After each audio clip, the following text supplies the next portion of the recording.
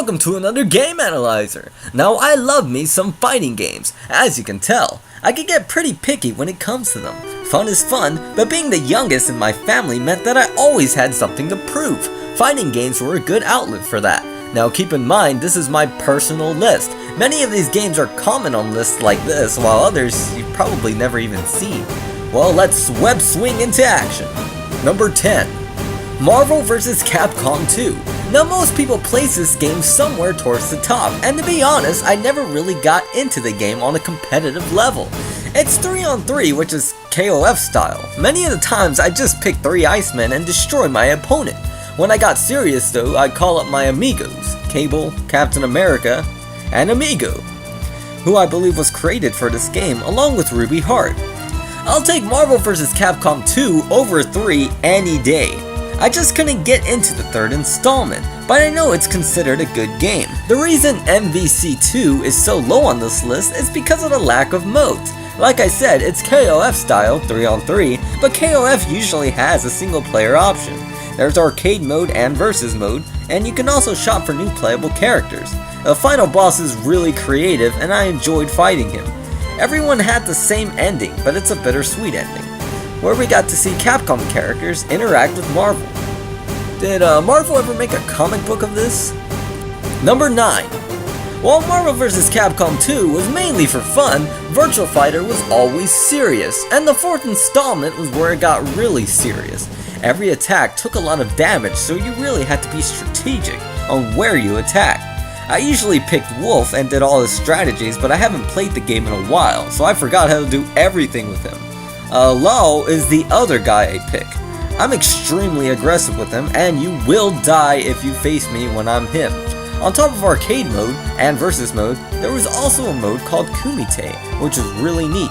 You can also customize your characters and even train an AI. You know, like those amiibos. Well, maybe those are a scam. There are no individual endings as far as I know, which hurts the single player experience for me, because I've always found Virtua Fighter characters interesting. I guess I had to buy the Game Gear versions for the story. Number 8. Mortal Kombat Deception. Now this one's not for strategic purposes, but mainly for fun. Yes, I know the game is flawed, Raiden has an unblockable attack, the AI does not know how to fight Goro or Shao Kahn, but my god, chess combat. Now I am a huge fan of strategy games like Final Fantasy Tactics, Fire Emblem, and Shining Force. And I'm obviously a fighting game fan, so when you combine the two, you please me very well. Why don't the new Mortal Kombats have this? It also has a puzzle fighter mode and a cool little adventure mode where you can run around like an idiot. That's a lot of things to put into a game, and you can see the large amount of effort that the creators put into it. Oh yeah, and then on top of all of that, each character has an ending. So yeah, there's no excuse for other fighters not to have endings. I mean, this game has all these modes and they still put endings. Come on, Capcom! Honorable mentions go to the new MK games, but I just love chess. Dear Mortal Kombat, please bring back Mortal Kombat chess. Number 7. King of Fighters 99 Evolution.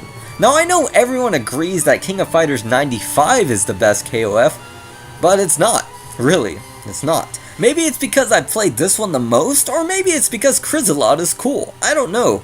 3-on-3 or single, the choice is yours. Tons of characters to choose from, and they are identified by teams, and each team has a story and an ending. You can also get single play for endings for the loner characters like Iori, or Iori. It got 2 kinds of survival modes. You can connect to it with the Neo Geo Pocket to get extra points. What do you do with these points? Well, you go to the Extra Striker store and buy familiar strikers such as the original Athena and the one and only Shingo. The backgrounds kick ass too.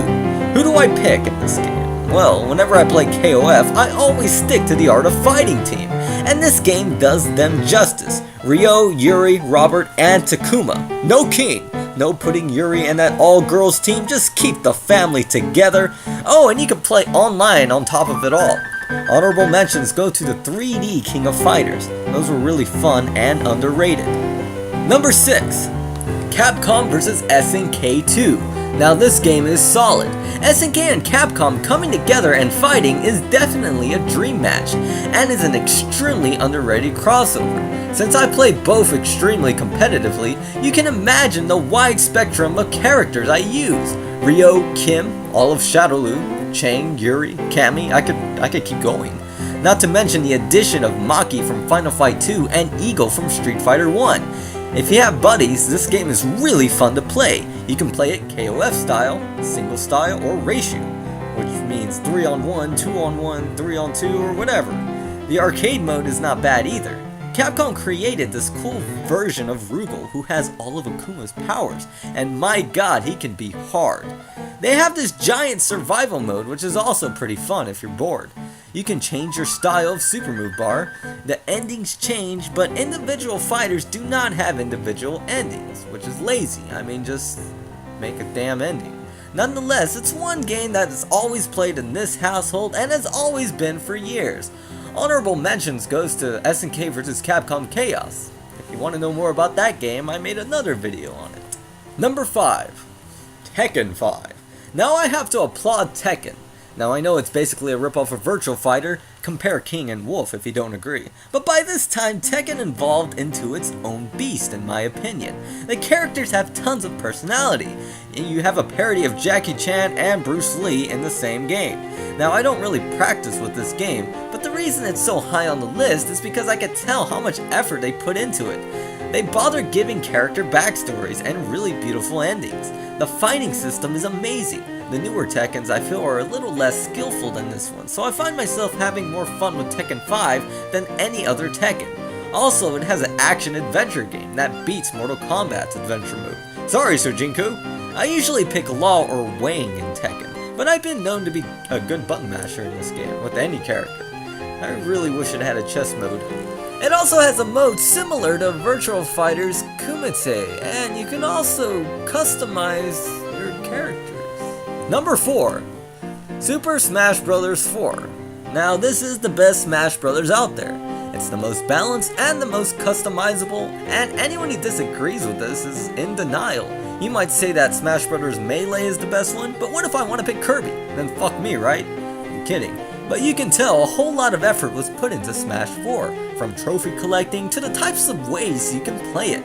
Now with 8-player mode, you can literally go insane!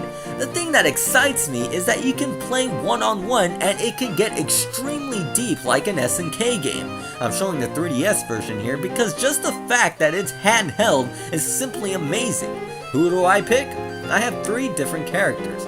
Pac-Man, Captain Falcon, and the tyrant/dictator of Hyrule, Princess Zelda. It kind of has endings. It kind of does a Fatal Fury special style of endings where it's just a picture and very quick, but at least it's there. Brawl kind of did a better job with it, but still, it has to be the best fighter on a handheld. Well, almost the best. Number 3. SNK vs Capcom Match of the Millennium. I do agree that this is the greatest fighting game on handheld, but here's Chris the Fanatic with more on the game. Take it away, Chris. SNK vs Capcom Match of the Millennium was, in my eyes, the greatest handheld game I've ever played.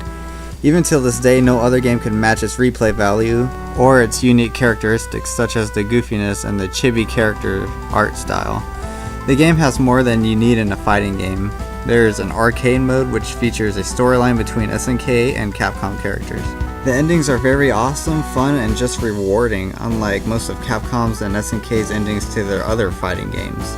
And if you choose tag team or team battle, your teammates become part of the main character's endings too.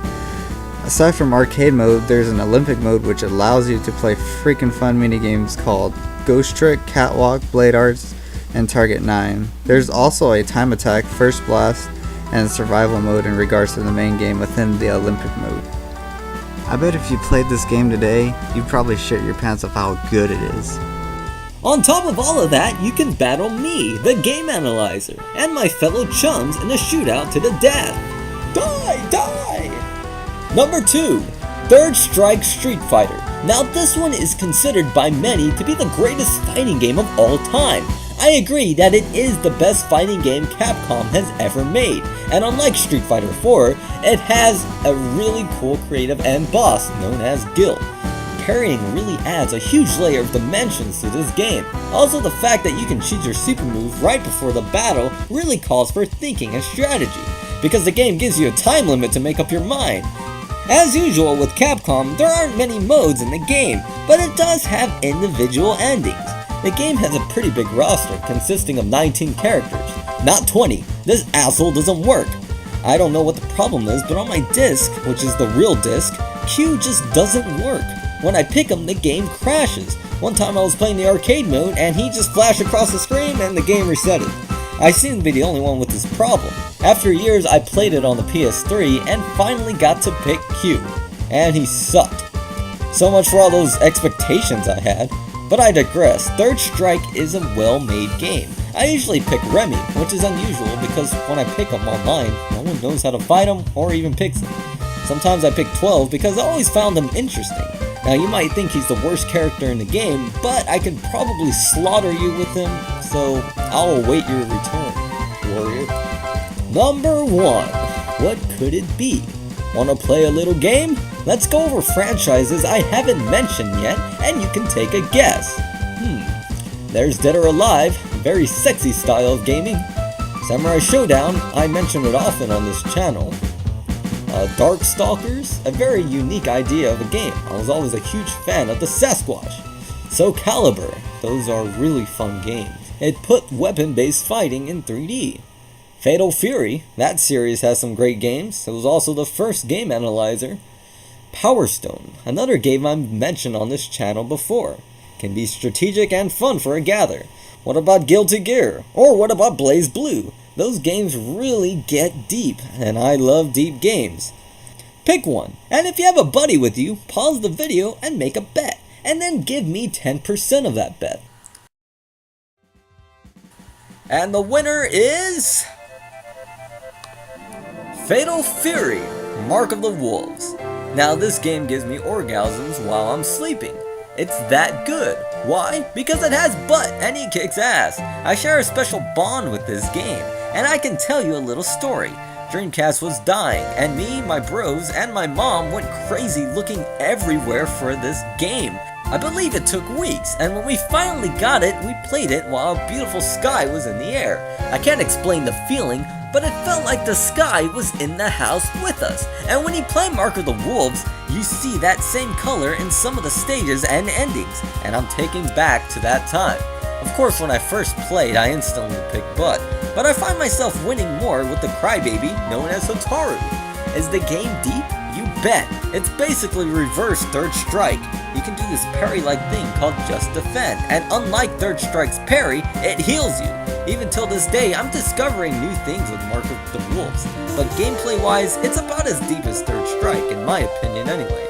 The thing that makes it better than Third Strike to me is that awesome survival mode. They throw items at you like in Samurai Showdown. It also contains a gallery mode where you can look at the wonderful pictures. On top of bringing back great memories, it backs it up. The AI is extremely difficult if you set it that high. So difficult that you can save where you leave off, like in the Neo Geo games. Yeah, this game had it all, and I wish there was a sequel. Now there's just slot machines. Many slot machines. Well, that's my list. Obviously yours will be different, but you know it's okay to be wrong. SNK wins this list, but wouldn't it be cool if Capcom and SNK got back together? Hell, why not add SNK to the Nintendo, Capcom, Sega, and Namco alliance? Dare I say Terry Bogard and Smash Brothers? No, I don't think I'd want that. I know there's some that didn't make the list that are probably on your mind. For instance, I never really got into Blaze Blue, and many people put that as their #1 fighting game. What are your favorite fighting games? Let me know in the comments. Don't forget to share this video with other fanatics, and subscribe for more videos, and also check out our other videos on the channel. This is Game Analyzer, signing off.